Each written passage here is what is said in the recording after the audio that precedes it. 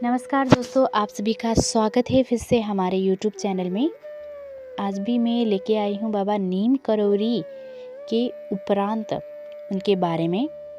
वर्ष 1934 या 1935 में नीम करौरी गांव को छोड़ देने के बाद महाराज जी का भ्रमण एवं कृपा क्षेत्र अत्यंत विस्तृत हो चला था।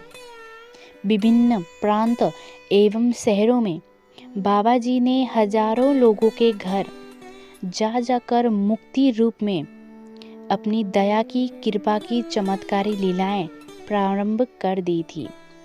दीन दुखी, रोगग्रस्त या जरूरतमंद, अभिशप्त, यही उनके दया के पात्र होते थे।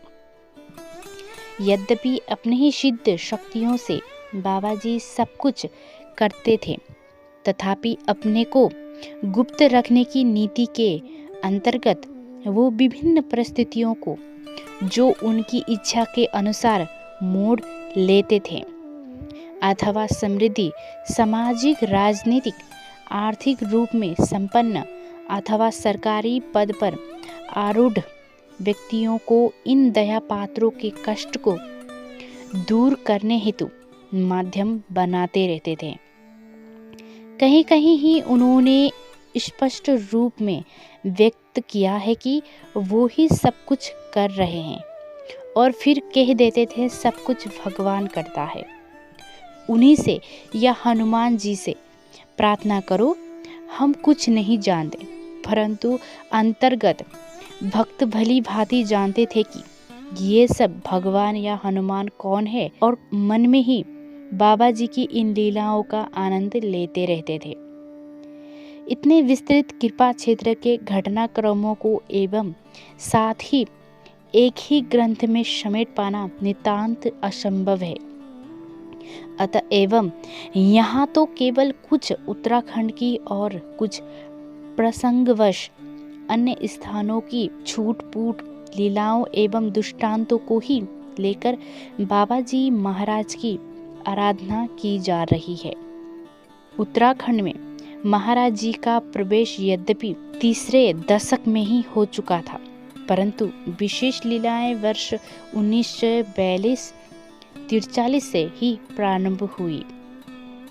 इसके पूर्व ही महाराज जी अन्य प्रदेश और प्रांतों एवं शहरों के अलावा उक्त प्रदेश में विशेषकर बरेली, कानपुर, लखनऊ, एटा, मथुरा, मैनपुरी, शिकोहाबाद, अलीगढ़, इलाहाबाद, आगरा आदि में अपनी कृपाएं लीलाएं करते रहते थे, जहां आपकी कल्याणकारी लीलाओं से मुक्त होकर हजारों व्यक्ति उनके चरणश्रित हो चुके थे।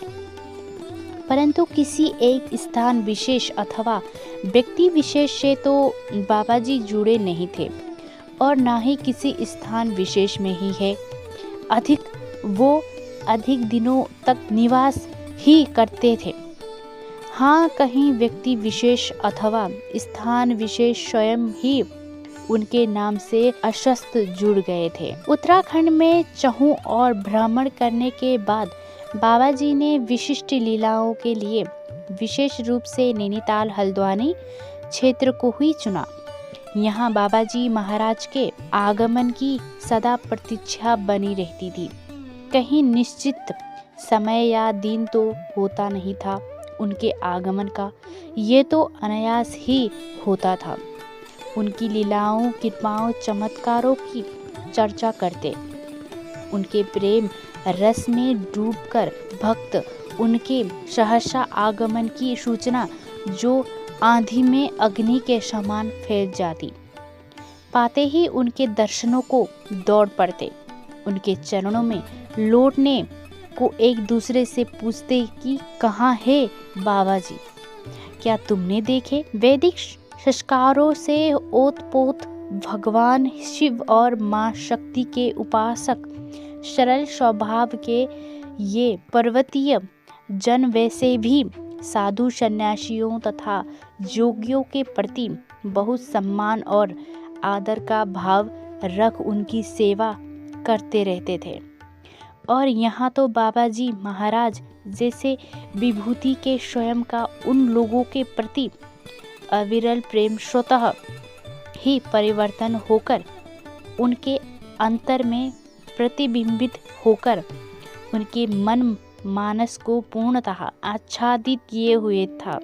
अतएव उनके आगमन पर सैकड़ों स्त्री पुरुष बाल वृद्ध युवा और कन्याएं उनके दर्शन को दौड़ पड़ते और महाराज जी को भी इनके बड़े समूह में एक साथ अंतर से सरल उदार भक्ति भाव से ओतप्रोत श्रद्धा निष्ठा वाले धार्मिक भक्तगण मिल गए। अपनी कृपा लीलाओं का विस्तार करने हेतु इसके पूर्व तो महाराज जी ने सामूहिक रूप से लीलाएं केवल नीम करोरी में ही की थी, अन्यथा उनकी लीलाएं केवल गृहस्थ विशेषतः ही सीमित रही थी।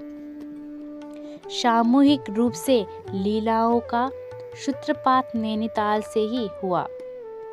जब भी किसी भक्त द्वारा बाबा जी महाराज को भोज प्रसाद के लिए निमंत्रित किया जाता था तो बाबा जी के पीछे भक्तों का समूह भी चल पड़ता।